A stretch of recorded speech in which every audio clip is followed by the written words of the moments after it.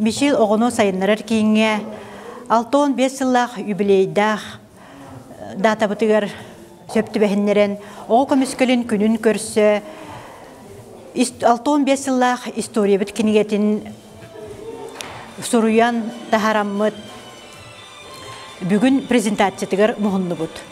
Бұ кенеге осыйынан бігі дитсат бұд, Мишел дитсат Чуропчы районугар аң бастықынан 1996 халлаққа халлан дошкольный састақ оғылыры ити кығатын бастықы дитсада болар.